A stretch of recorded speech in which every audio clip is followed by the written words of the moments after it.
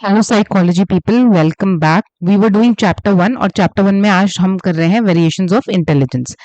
Now variations of intelligence मतलब intelligence में कितनी वेरिएशंस है। बेसिकली आपका जो आईक्यू चार्ट है, आपको अगर याद हो हमने पढ़ा था कि किसी की 130 आईक्यू होती है तो मतलब वो अबव एवरेज है, ठीक है। किसी की 70 होती है तो मतलब वो डिसेबिलिटी है उसको, ठीक है। और एवरेज आईक्यू वैसे 90 से 110 के बीच में जो है ज्यादातर आईक्यू अगर आपका है 90 से 110 के बीच में किसी का भी IQ, which means average population है जो यहाँ फॉल करती है। This is normal average IQ, ठीक है।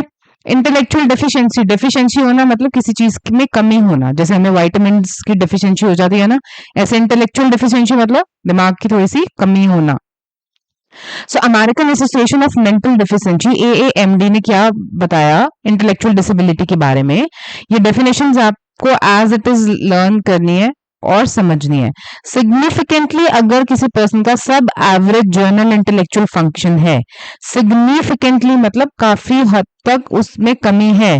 फॉर एग्जाम्पल अगर किसी का IQ 70 है जबकि 90 होना चाहिए, कम से कम स्टार्टिंग रेंज तो 90 है, ठीक है, तो उनका 70 है, तो मतलब सब एवरेज एवरेज जो 90 और 110 हमारा एवरेज हम बोल रहे हैं उससे तो कम है, ठीक है, काफी कम है, तो सब एवरेज है जनरल इंटेलेक्चुअल फंक्शनिंग उनकी, ठीक है।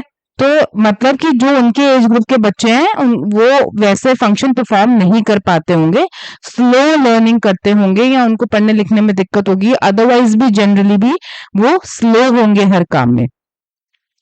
Existing concurrently with deficits in adaptive behavior and manifested during developmental period। adaptive behavior में deficits होना, adaptive behavior क्या होता है कि जब हम अपने environment से deal कर पाते हैं, जब when we have a capacity independently and effectively जब हम अपने एनवायरमेंट से डील नहीं कर पा रहे, उसमें डेफिशिएट्स है, ठीक है, तो वो है एनवायरमेंटल मतलब डेफिशिएट्स इन अडैप्टिव बिहेवियर। वो अपने एनवायरमेंट को, ऐसे जो बच्चे होते हैं जिनको इंटेलेक्चुअल डेफिशिएंसी होती है, वो अपने एनवायरमेंट में अडॉप्ट नहीं कर पाते चीजें, बदलते एनवायरमेंट के साथ खुद को बदल नहीं पाते, ठीक है।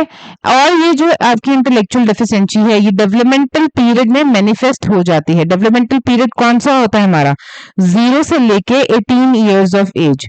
अगर किसी बच्चे को इंटेलेक्चुअल डेफिशिएंसी है तो इस एज ग्रुप में आपको पता चल ही जाएगा कि वो अपने एज ग्रुप के बच्चों से स्लो चल रहा है, ठीक है। हो सकता है कि लेट बोलना शुरू करे, चलना लेट शुरू करे, फिर पढ़ाई लिखाई में स्लो हो, उसको चीजें समझ ना आती हो, छोटे छोटे काम करना जैसे जो बच्चे कर लेते हैं, जैसे स्कूल की यूनिफॉर्म के लिए तैयार हो रहे हैं तो अपने शू लेसेस बांध लेना, शर्ट के बटन टाई कर लेना, तो हो सकता है कि वो ये चीजें भी थोड़ा थोड़ा उनमें दिक्कत आता है और वो ना कर पाते हो। सो ये AAMD ने इंटेलेक्चुअल डेफिशिएंसी की डेफिनेशन दी है। किस बच्चे को बोलेंगे कि इंटेलेक्चुअल डेफिशिएंसी है, जो कि सब एवरेज होगा, ठीक है, जिसकी इंटेलेक्चुअल फंक्शनिंग सब एवरेज होगी, पहला पॉइंट। दूसरा पॉइंट कि डेफिशिएट होगा अडैप्टिव बिहेवियर में, और तीसरा पॉइंट कि ये सब जो है मैनिफेस्ट हुआ होगा डेवलपमेंटल पीरियड में। I hope this is clear. Now different levels है इंटेलेक्चुअल डिसेबिलिटी के। For example mild, moderate, severe and profound. तो माइल्ड किसको बोलते हैं, मतलब हल्का सा इंटेलेक्चुअल डेफिशिएंसी, बहुत ज्यादा नहीं है, 55 टू 70 के अराउंड डेफिशिएंसी है। Then this is your moderate range कि जिनको इसने से 35 to 40 and 50 to 55, then severe and profound.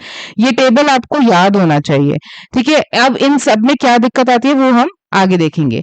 Mild disability, अब जिनको माइल्ड डिसेबिलिटी है उसमें क्या प्रॉब्लम्स उनको फेस करनी पड़ती हैं, डेवलपमेंटली टिपिकली स्लो होती है, ठीक है। जैसे मैंने आपको बताया, हो सकता है देर से बोलना सीखे, देर से चलना शुरू किया हो बच्चे ने, तो डेवलपमेंटल जो माइलस्टोन होते हैं उनके, वो माइलस्टोन उन्होंने लेट अचीव करे होंगे, ठीक है। लेट ब्लूमर्स भी बोलते हैं ऐसे बच्चों को जो देर से मतलब थोड़ा चलते हैं, बोलते हैं, तो उन्होंने सब काम थोड़ा लेट शुरू करेंगे, बट वो इंडिपेंडेंट होते हैं। ऐसा बात नहीं है कि वो लोग जॉब्स नहीं कर सकते, वो जॉब्स कर सकते हैं, इंडिपेंडेंटली जॉब कर सकते हैं, और कल को शादी वादी करके अपना गृहस्थी भी बसा सकते हैं, घर बसा सकते हैं।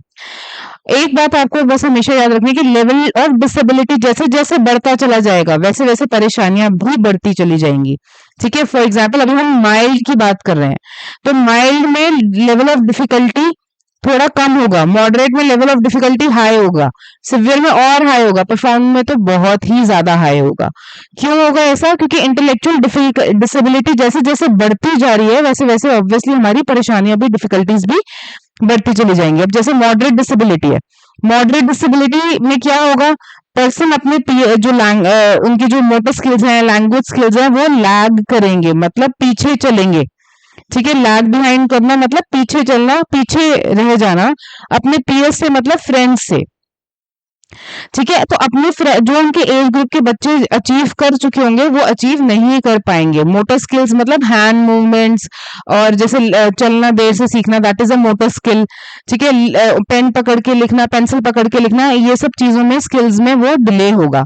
दे कैन बी ट्रेंड, उनको जिनको मॉडरेट डिसेबिलिटी है उनको ट्रेनिंग दी जा सकती है सेल्फ केयर स्किल की, कैसे नहाना धोना है, सेल्फ हाइजीन कैसे मेंटेन करना है, कैसे तैयार होना है, ठीक है, कपड़े कैसे पहनने हैं, इस तरीके की ट्रेनिंग उनको दी जा सकती है। और सिंपल सोशल स्किल्स जैसे गुड मॉर्निंग बोलो, हेलो बोलो, जब कोई हेलो बोलो तो हेलो बोलते हैं आगे से, जब कोई गुड मॉर्निंग बोले तो गुड मॉर्निंग बोलते हैं, जब कोई चीज दे तो थैंक यू बोलते हैं, गलती हो जाए तो सॉरी बोलते हैं। इस तरीके की चीजें जो सिंपल सोशल एटिकेट्स हैं, जो सोशल स्किल्स हैं, उनको सिखाए जाते हैं। और कम्युनिकेशन स्किल्स भी, बेसिक कम्युनिकेशन स्किल्स जो है उनको, जो बेसिक कम्युनिकेशन स्किल है वो उनको आप सिखा सकते हो।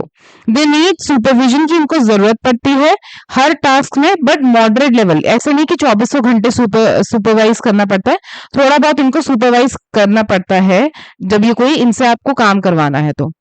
फिर आती है profound disability and severe disability. Profound और सिवियर में सबसे ज्यादा दिक्कत होती है, और हमने वैसे भी यही पढ़ा था कि जितनी डेफिशिएंसी बढ़ती चली जाएगी किसी चीज में, जितनी कमी बढ़ती चली जाएगी, डिफिकल्टी लेवल उतना हाई होता जाएगा। तो प्रोफाउंड और सिवियर लेवल जिसमें भी होती है उसमें they are incapable of managing life, वो अपनी लाइफ को खुद मैनेज नहीं कर सकते, उनको 24/7 उनको हेल्प का जरूरत होता है। ठीक है, 24/7 उनको हेल्प चाहिए, कांस्टेंट केयर चाहिए होती है उनको इंटायर लाइफ, जब तक वो जिंदा है इंटायर लाइफ के लिए उनको केयर चाहिए। वो अपना खुद ख्याल नहीं रख सकते। हो सकता है कि आपको खाना भी आप खिलाओगे, उनके कपड़े भी आप बदलोगे, सेल्फ हाइजीन का भी ध्यान वो नहीं रख सकते, आप ही उनको नहलाओगे। तो मतलब हर चीज के लिए उनको हेल्प चाहिए होता है, 24/7 उनको हर काम के लिए हेल्प चाहिए, वो इंडिपेंडेंटली कुछ भी नहीं कर सकते। ठीक है, अब बात करते हैं इंटेलेक्चुअल गिफ्टेडनेस की। इंटेलेक्चुअल गिफ्टेडनेस मतलब वो तो हमने, देखो हमने बेल कर्व, अगर आपको याद हो तो हमने एक नॉर्मल कर्व, बेल कर्व जो हमने ऐसे ड्रॉ करा था उसके बारे में पढ़ा था, जहां पे हमने पढ़ा था कि सेंटर पॉइंट जो होता है एवरेज पॉपुलेशन यहाँ फॉल करती है। ठीक है, लेकिन इस तरफ जो है वो इंटेलेक्चुअली डिसेबिलिटी वाले बच्चे हैं, और इस तरफ जो है वो बच्चे हैं जो गिफ्टेड है, जिनका आईक्यू हाई है, और इस तरफ वो बच्चे हैं जिनका आईक्यू नॉर्मल से कम है। तो नॉर्मल से जिनका आईक्यू कम है, क्या क्या दिक्कत परेशानी आती है वो हमने डिस्कस कर लिया। हाई आईक्यू मतलब इंटेलेक्चुअल गिफ्टेडनेस जिनके पास है उनको हम डिस्कस करेंगे। Exceptional journal intellectual efficiency shown in superior performance in wide range of task. Intellectual giftedness किसको बोलते हैं? इंटेलेक्चुअली जो गिफ्टेड होते हैं बच्चे वो कौन होते हैं? वो ऐसे बच्चे होते हैं जो आपको वाइड रेंज ऑफ टास्क में, ऐसा नहीं है कि सिर्फ एजुकेशन फील्ड में या एकेडमिक्स में आपको मिलेगा कि वो बहुत अच्छे हैं, ज्यादातर हर टास्क में उनकी परफॉर्मेंस जो है वो एक्सेप्शनली गुड होगी। ठीक है, they will be exceptionally good in every task, most of the task में, not each and every task but most of the task में उनकी एक्सेप्शनली गुड परफॉर्मेंस होगी। Giftedness is exceptional journal ability shown in superior performance in wide variety of areas. ऊपर था wide variety of task, मतलब wide variety of task में भी और wide variety of areas में, लाइफ में different मतलब personal relationship, profession जो है उनका, उसमें sports में, पढ़ाई लिखाई में और activities में, सब में उन areas में उनका normal से average ही performance होगा। देन गिफ्टेडनेस की क्या डेफिनेशन है? गिफ्टेडनेस का मतलब है एक्सेप्शनल टैलेंट होना, सुपीरियर परफॉर्मेंस होना हर एरिया में। टैलेंट का क्या मतलब है? टैलेंट का मतलब होता है, नैरो टर्म है टैलेंट। द डिफरेंस है ये between giftedness and talent. Talent का मतलब है कि किसी एक चीज में आप बहुत अच्छे हो सकते हो सकता है कि कोई बच्चा स्पोर्ट्स में बहुत अच्छा है, ठीक है, ट्रॉफीज लाता है स्कूल के लिए, मेडल्स लाता है, स्विमिंग चैंपियन है, लेकिन वो पढ़ाई में शायद उतना अच्छा नहीं है। ठीक है, तो वो टैलेंटेड है लेकिन गिफ्टेड नहीं है, क्योंकि जो गिफ्टेड होते हैं वो वाइड एरियाज में, मैंने आपको बताया ना, वो पढ़ाई में भी मैनेज कर लेंगे अच्छे से, स्पोर्ट्स भी मैनेज कर लेंगे, वो काफी एरियाज अपनी लाइफ के मैनेज कर लेते हैं और सब में उनकी परफॉर्मेंस एक्सेप्शनली गुड होती है। लेकिन टैलेंट थोड़ी नैरो टर्म है। टैलेंट का मतलब है किसी एक चीज में बहुत अच्छा होना, रिमार्केबली गुड होना एक फील्ड में।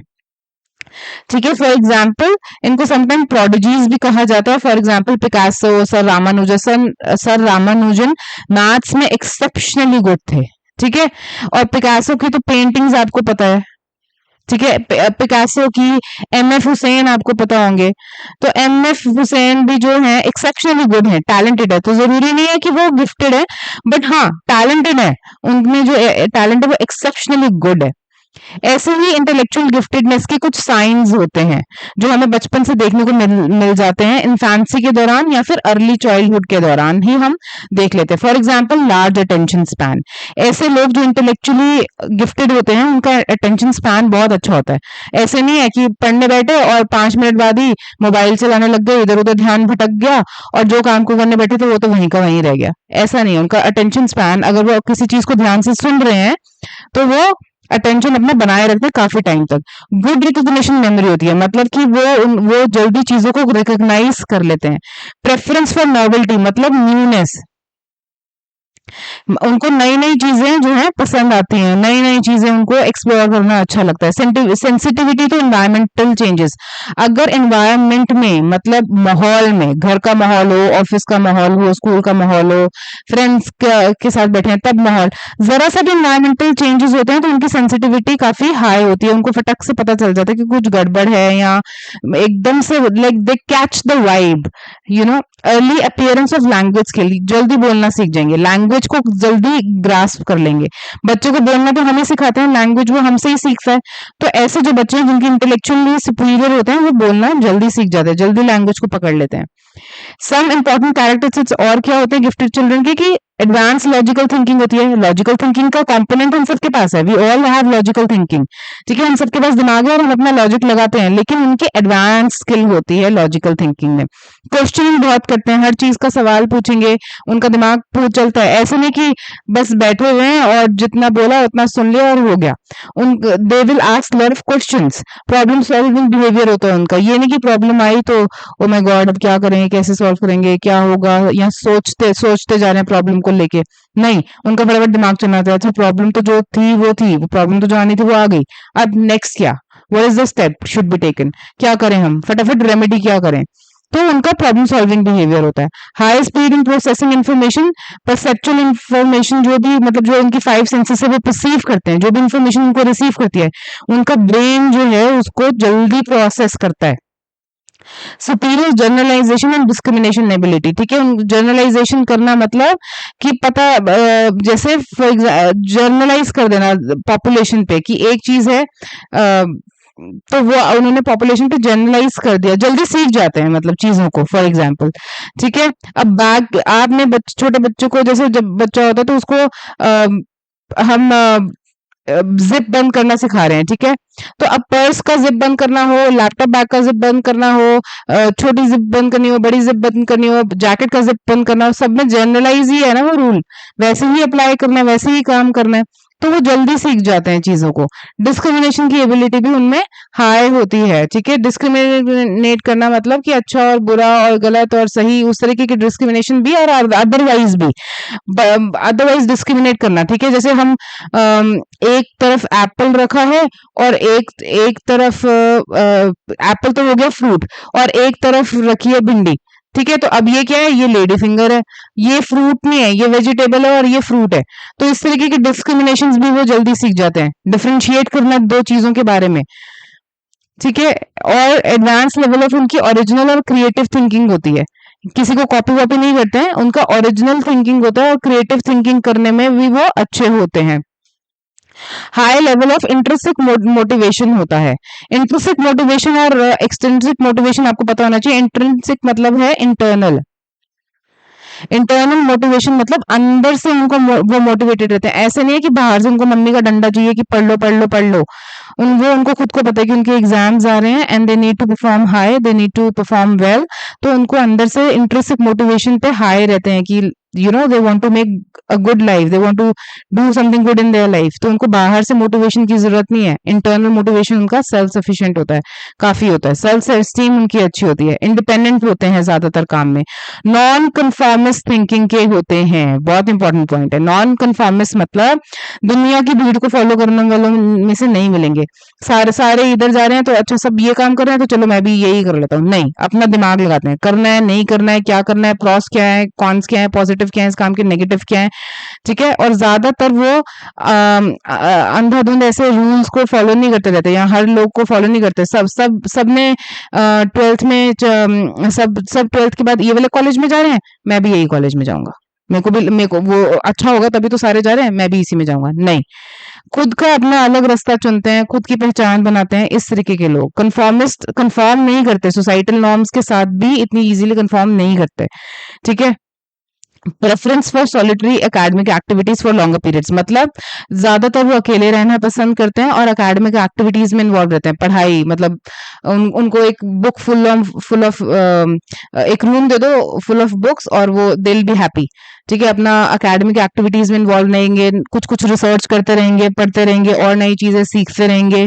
सो इस तरीके की एक्टिविटीज में ज्यादा इन्वॉल्व रहते हैं, ठीक है। अब जो इंटेलेक्चुअली गिफ्टेड होते हैं, ऐसा नहीं है कि उनको स्पेशल अटेंशन की जरूरत नहीं होती है, उनको भी स्पेशल अटेंशन की जरूरत होती है। क्यों? क्योंकि वो बहुत जल्दी, उनको हर चीज में न्यूनेस चाहिए होती है, बहुत जल्दी बोर भी हो जाते हैं। क्यों? क्योंकि हर चीज उनको बहुत जल्दी समझ आ जाती है। फिर उनको क्या चाहिए होता है कि भाई अब कुछ नया चाहिए एक्सप्लोर करने के लिए, और उनका अटेंशन, उनके लिए फिर डिफरेंट एजुकेशनल प्रोग्राम्स होते हैं। क्यों? क्योंकि वो अपने एज ग्रुप के, अपनी क्लास से तो हायर हैं।